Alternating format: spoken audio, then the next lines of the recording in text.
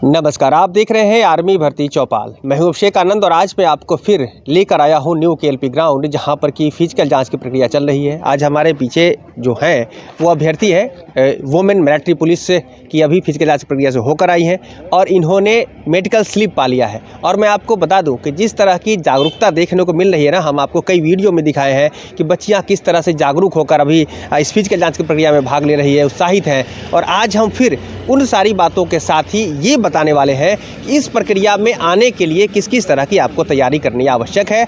और ये वीडियो आप तमाम ऐसे अभ्यर्थी जो भी तैयारी कर रहे हैं ना, उनके लिए हेल्पफुल होने वाला है, ज़रूर देखिएगा। सबसे पहले तो बहुत बहुत बधाई आप दोनों को। धन्यवाद सर जी। एक बात बताओ, ये जो आपने अभी यहाँ तक की जो सफलता पाई है, तो शुरुआत जो आपने करी थी सी एग्ज़ाम को लेकर, उसकी तैयारी से आप बताओ कि कैसे कैसे आपने किया था। सेल्फ स्टडी करते थे, कोई कोचिंग, कोई ट्यूशन ऐसा नहीं था। खुद से सारे प्रीवियस ईयर को क्वेश्चन को लिखना, उसको रिवीजन करना। मैथ्स और रीजनिंग पे ज़्यादा फोकस करते थे, क्योंकि मैथ्स और रीजनिंग यही होता है कि ये कभी चेंज नहीं हो सकते हैं। और जीके जीएस ये ऐसा है कि जीके जीएस में कहीं से भी क्वेश्चन आ सकता है, लेकिन मैथ्स और रीजनिंग एकदम वही का वही होता है, सब्जेक्ट वही रहता है, सारे टॉपिक्स भी सेम रहते हैं, बस क्वेश्चन अलग होते हैं। इसका एग्ज़ाम जो लगा आपको कैसा लगा था? ये बहुत भारी था, जिस में जो आने से जैसे बच्चे बहुत सारे घबराते हैं कि ये भारी होगा एग्ज़ाम, इसमें मेरे से क्रैक नहीं हो पाएगा, तो कैसा लगा आपको ओवरऑल ये एग्ज़ाम? एग्ज़ाम भारी नहीं था। अगर आप तैयारी करते हैं, खुद पे इतना कॉन्फिडेंस है कि हाँ एग्ज़ाम हम क्रैक कर सकते हैं, तो उनके लिए भारी नहीं है। अगर आप तैयारी ही नहीं कर रहे हैं तो आपको तो सारी चीज़ भारी ही लगेगा। अगर आप पहले से, अगर जैसे एग्ज़ाम है 2-3 मंथ के बाद एग्ज़ाम होने वाला है, तो हम उसकी प्रिपरेशन अभी से और आज से ही स्टार्ट कर देंगे, तब जा कर के वो एग्ज़ाम हमसे क्लियर हो सकता है। जो 4-5 महीना एग्ज़ाम की तैयारी भी करते हैं ना, उन्हें भी डर रहता है, तो उनके सामने जो 1 महीना की सिर्फ तैयारी करते हैं, तो उनको तो डर लगेगा ही कि एग्ज़ाम हार्ड ही है। लेकिन हार्ड नहीं होता है। तो देखिए, सी एग्ज़ाम मैं आपको बता दूं, बहुत ही बेहतर जिस तरह की इन्होंने बात बताई ना, इसका एक सिलेबस है और उसको आप अगर कवर कर लेते हैं ना, तो आपको निश्चित ही सफलता मिलने वाली हो जाती है। और साथ ही साथ प्रीवियस ईयर के क्वेश्चंस को भी देख रहे हैं, इन्होंने सजेशन दिया है और हम आशा रखते हैं अगर ऐसा आप भी करती हैं या करते हो तो निश्चित इसी में सफलता मिल सकती है। आप इसके बारे में जो इन्होंने जो बताया सी एग्ज़ाम को लेकर, आप सहमत हो कि हाँ ये ठीक बता रही है? फुल सहमत। आपने भी ऐसी तैयारी करी थी? हाँ। ठीक है। अब फिजिकल की बात अगर आ जाए, तो फिजिकल की तैयारी में आपने कैसे किया था? फिजिकल की तैयारी मैंने जैसे पहले तो इंडोरेंस पावर मैंने बनाया था। इंडोरेंस पावर जैसे कि 3 किलोमीटर, 5 किलोमीटर, 10 किलोमीटर की रनिंग, ताकि मेरे को हम दौड़ते टाइम हफनी ना हो।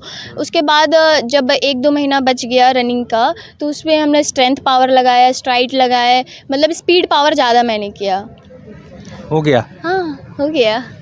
देखो, ये जो इन्होंने जो भी बात बताई है ना, ध्यान रहे कि ये सबसे पहले जो स्ट्रेंथ, जो अभी ऐसा नहीं कि आपका 1600 मीटर का दौड़ है 1600 मीटर ही दौड़ना है, पहले ज़्यादा दौड़ा। और जो हफनी जिस तरह से हाँफते हुए बच्चे दिखेंगे ना, मैं आपकी वीडियो की स्क्रीन पर दिखा देता हूँ कि यहाँ पर हेल्थ से बहुत इशू नहीं है, प्रैक्टिस से इशू होता है। अगर आप प्रैक्टिस नहीं करते हो तो ये जो बच्चे सामने दिख रहे हैं ना, जो अभ्यर्थी अभी वुमेन मिलिट्री पुलिस की जो ग्राउंड से मैंने रिकॉर्ड किया था, वो मैं आपको दिखा रहा हूँ। और इसमें जो बच्चियाँ अभी हाँफ रही हैं, तो ये सबसे पहले उसको ख़त्म करने को लेकर ये ट्रिक बहुत ही बेहतर मुझे लगा। आपको कैसा लगा कमेंट करिएगा। अच्छा, एक बात बताओ, ये जो बताई है वो बात क्या सही है? तुमने कैसी तैयारी करी? सही। पहले स्ट्रेंथ बनाना है, पहले ज़्यादा राउंड लगाना है, उसके बाद कम टाइम बचेगा, मतलब 1-2 महीना, उसके मतलब पूरा मतलब 8 मिनट या इधर ही करना है।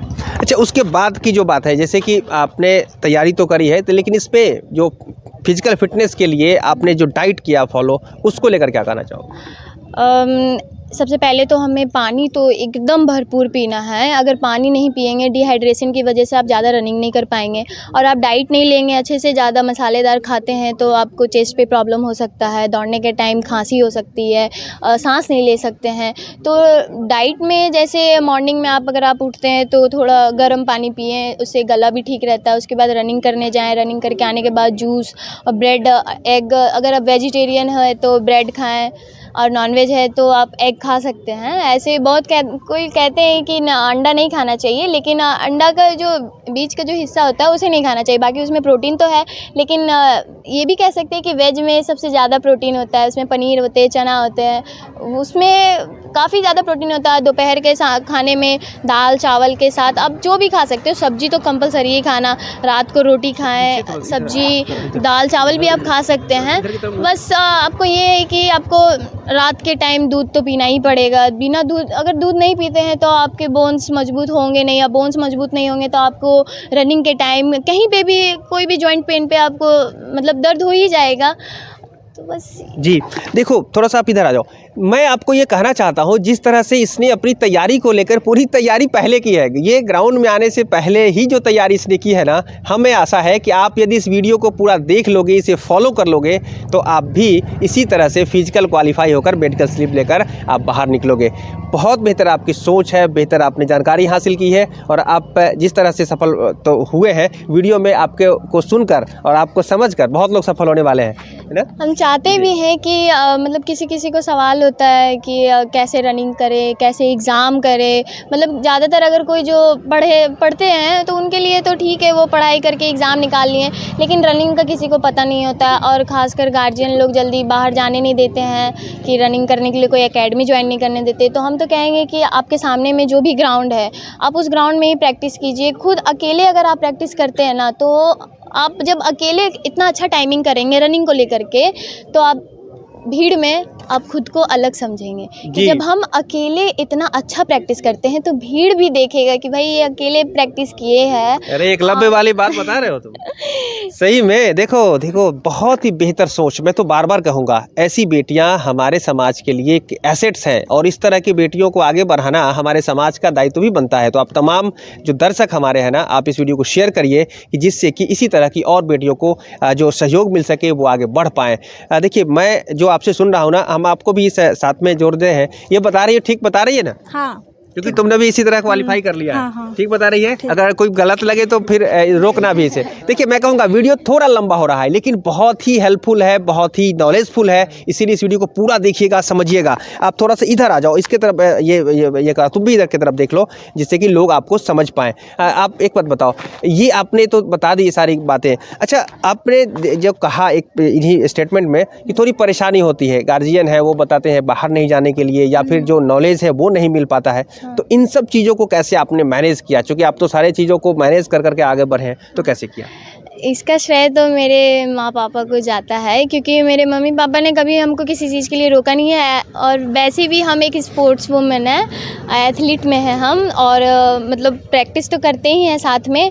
घर वालों ने कहा कि मैं जॉब करना है तो कर सकती हो। मैंने कहा हमको आर्मी में जाना है, तो पापा ने कहा कि ठीक है आर्मी में जाओ। तो उसकी तैयारी भी करते थे, आर्मी की तैयारी उसी जैसे ही करते थे, लेकिन स्पोर्ट्स की तैयारी अलग होती है। स्पोर्ट्स से हमको स्पीड, पावर, मतलब वहाँ से डिसिप्लिन पता चलता है कि 7 दिन, जैसे हफ्ता के 7 दिन जो होते हैं, उसमें कौन कौन से प्रैक्टिस कब कब करना है, वो चीज़ को अगर आप याद रखते हैं, ज़रूरी नहीं है कि आप अगर आज 10 किलोमीटर करते तो कल आप भी 10 किलोमीटर करें या 15 किलोमीटर करें, ऐसा नहीं। आपको 7 दिन का अलग अलग शेड्यूल बनाना पड़ेगा। और वीक में अगर जैसे आपका हार्ड शेड्यूल हो जा रहा, आज अगर आप हार्ड कर रहे तो कल आपको ईजी करना पड़ेगा, तब जाके आपकी बॉडी उस काबिल हो सकेगा। अगर आप आज हार्ड करते हो, कल भी हार्ड कर रहे हैं, तो आपका बॉडी जवाब दे देगा, क्योंकि डेली हार्ड नहीं हो सकता है, आपको अलग अलग। मुझे भी बहुत खुशी हो रही है, क्योंकि वीडियो लंबा हो रहा है और मैं तो आपसे बहुत सीख रहा हूँ। अभी मैं इस पे लाइव बता रहा हूँ आप तमाम दर्शकों को कि मैं सीख रहा हूँ, और मुझे एक प्रेरणा मिली है तुमसे कि अब मुझे कुछ ऐसे अभ्यर्थियों को या ऐसे लोगों को, ऐसी बच्चियों को भी अपने साथ जोड़ना है, जो हमारे इस टीम में, जो हमारे साथ में रहे, जो कि बता सके कि बेटियों को कैसे आगे बढ़ना चाहिए। डिसिप्लिन की तुमने बात करी, तुमने वो सारी टेक्निक की बात करी एथलीट्स वाली, वो भी बहुत बेहतर लगी मुझे। और हम तमाम दर्शकों ये भी कहेंगे कि अगर आपकी बेटी भी अगर कुछ ऐसा कर रही है ना, तो हमें बताइए, हम आपके पास आएंगे और उसकी जानकारी को भी अपने इस आर्मी भर्ती चौपाल पर, चौपाल समाचार पर और अन्य जो हमारे सहयोगी चैनल है उस पर चलाकर लोगों तक ये बातें पहुंचाने का प्रयास करेंगे। अब बातें थोड़ा शॉर्ट में हमें आप बताओ, यहाँ जो ग्राउंड की स्थिति रही वो कैसी रही आपकी नज़र में? बहुत अच्छी रही स्थिति। क्या मतलब, सर लोग का जितना भी बिहेवियर था बहुत अच्छा था। वो हम लोग को एकदम जैसे उनकी हम लोग डॉटर है, एकदम डॉटर की तरह जैसे डॉटर को कैसे समझाते हैं, बेटा ऐसे करो, बेटा ऐसे करो, ये करो, वो करो, ऐसे नहीं करते, ऐसे करो, ठीक है तुम्हारी वेट कम हो रही है, ठीक है तुम पानी पी लो, केला खा लो, फ्रूट्स खा लो, वेट बढ़ जाएगी। अगर तुम्हारी हाइट में प्रॉब्लम हो रही है तो तुम्हारे पास अगर एसटी का सर्टिफिकेट है या फिर कोई स्पोर्ट्स का सर्टिफिकेट है तो आप उसे दिखाओ। अगर आप उसको दिखा रहे हो, अपने बड़े सर को दिखाओ, तो वो आपको कुछ हाइट में छूट भी दे सकते हैं। अगर आपके पास एसटी का सर्टिफिकेट है, आपको 2 सेंटीमीटर का छूट मिलेगा, स्पोर्ट्स का सर्टिफिकेट है तो 2 सेंटीमीटर का छूट मिलेगा। अगर आपका तो भी नहीं हो पा रहा हाइट, तो इसमें सर लोग की तो गलती है नहीं, फिर भी वो लोग प्यार से ही बोलते हैं कि देखो बेटा, मतलब अच्छा से ही समझाते हैं कि देखो तुम्हारा इतना हाइट है, तुम्हारे स्पोर्ट्स का सर्टिफिकेट को हम एक्सेप्ट भी कर रहे हैं, फिर भी तुम्हारा हाइट उसमें नहीं हो पा रहा है, तो क्या कर सकते हैं। इसमें सर लोग की भी कोई गलती नहीं है। सर लोग ने हमें बहुत अच्छा से सपोर्ट किया, बहुत मोटिवेट भी किया और हम लोग को तो बहुत अच्छा लगा शुरू से लेके अंत तक। जी, आप क्या कहना चाहोगे? सो क्या कहेंगे, अच्छा लगा? पूरा अच्छा। बहुत बेहतर। कोई ऐसी समस्या जो आप बताना चाहो हमारे दर्शकों को? यही समस्या कह सकते हैं हम कि जिनकी छोटी हाइट है, नहीं है, फिज़िकल के अकॉर्डिंग उनकी हाइट नहीं है, तो वो इसमें मतलब कोशिश ही ना करें। वो इससे अच्छा ऑफिसर रैंक की करें, उसमें अच्छा है। ऑफिसर रैंक में हाइट को लेकर के कोई इशू नहीं होता है। आप एनडीए वगैरह भी जा सकते हैं, सीडीएस वगैरह भी जा सकते हैं, उसमें ठीक है, हाइट को लेकर के इतना नहीं है, उसमें पढ़ाई करें आप।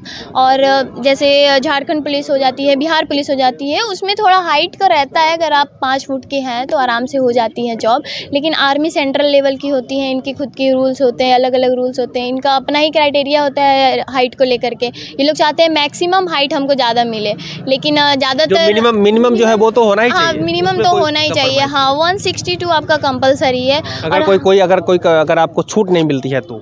हाँ, अगर छूट नहीं मिलती है। ओवरऑल सारा यहाँ पर प्रोसेस बेहतर रहा? बहुत बहुत बहुत बेहतर था और हमको तो बहुत अच्छा लगा।